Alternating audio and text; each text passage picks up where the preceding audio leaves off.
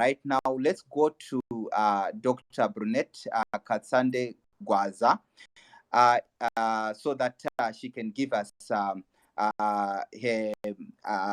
own background. And indeed, Doctor, we are pleased to have you. Could you please share more about your background as an experimental immunologist, your current work on helminths and respiratory viruses at the University of Liège, and how these experiences have informed your perspectives on immunology and its intersection with the oncology? Go ahead, Dr. Katsandegwaza. We welcome you. Okay, thank you very much, host. It's great to be here. Okay, thank you very much for having me here today. I'm Brunettee. I think I've done most production. I'm Brunettee. I'm a clinical or experimental immunologist. So I have about 10 years experience looking at cellular immunology. I started doing my cellular immunology masters and through my PhD and now to my postdocs. With that 10 years, I also have about more than 5 years focusing most on mucosal immunology. So like you mentioned, at the moment looking at helminths and viruses, which is almost similar to what I looked at for my PhD. So there's not really much which I can say that, okay, yes, we can get an intersection of helminths and viruses and oncology. But my oncology interest actually came during my PhD because one of my projects during my PhD was to screen on how a prior helminth infection can drive colon cancer. So the premise of this is, most people in endemic areas or in helminth endemic areas, you get helminths, you get infected by helminths when you're actually quite young, when you're a kid. And the basic biology of helminths is that they actually suppress the host immune system and prevent it from clearing out the helminth. So what I'm trying to say is that you can get a helminth infection for life. Even if you use anti-helminths, sometimes they're not 100% effective. So based on this foundation, we tried to see if by having a persistent helminth infection, even if it is just lying below the radar, do you get an increased risk of getting cancer or not? So from this project, we actually determined that there's an increased risk of you getting colon cancer if you've got an intestinal helminth. So we're talking about helminths that actually sit in the stomach or in the gut or spend most of their lifetime there. So this is what got me interested in cancer because if we look at what is actually happening in Zimbabwe, we've got, like Dr. Gusha mentioned, we've got high prevalence of cancer, especially cervical cancer, but also colon cancer. I think we've been seeing this.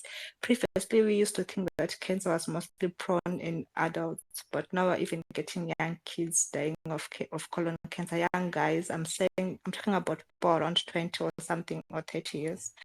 So which means that this incidence of cancer is actually increasing. So this is where my interest comes in as a researcher. I'm interested in determining what drives cancer, right? What is driving this increased incidence in cancer, and we can actually test it. So just to digress a little bit, the lab that I was working in at UCT for my PhD was also joined to the lab that deals with the GIFT program. I know that most clinicians should be aware of the GIFT device program, which is actually where they made a point of care device based on cytokine biomarkers to test for genital inflammation in women, right? So if you've got STIs or you've got vaginal vaginosis and stuff like that. So the point of care test is almost like a pregnancy strip, right? Which can be used in in the clinic, and then you can just test. This is interesting because I know that this group as well was working on how to look for biomarkers for HPV infection, which makes it easier to diagnose HPV and also to determine your risk of getting cervical cancer.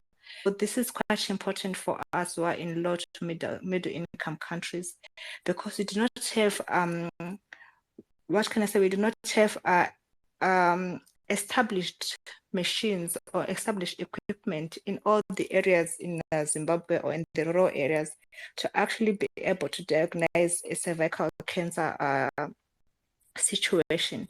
So I'm sure, like what Dr. Gusha said, is at Paranyatwa, the main referral hospital for cancer. I think even some patients from Blawaya also refer to Paranyatwa. Some patients, of all the patients, I think from Mashonaland, most of them, they end up being at Paranyatwa for their cancer diagnosis and everything. But then this also prevents challenges to women, because you know that by the time that someone actually says, okay, yeah, I'm sick, you're already very advanced. But having a point of test kit can actually help you diagnose or just have an inkling about the possibility of someone having HPV, then having a cancer situation while it's still in its infancy.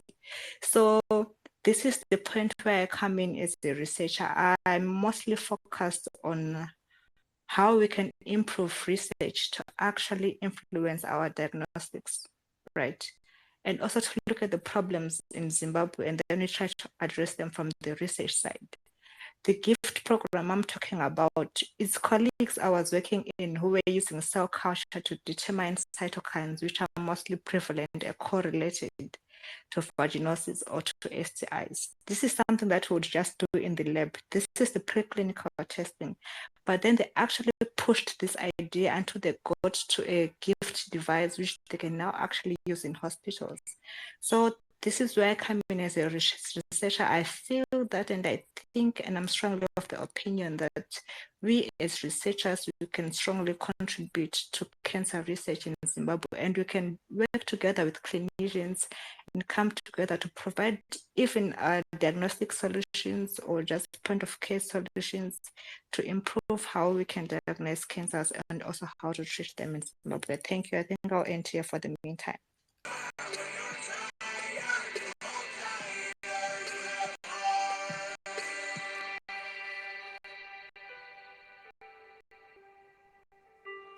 All good things come to an end, and this is the end of our space. Thank you, colleagues, and we meet again.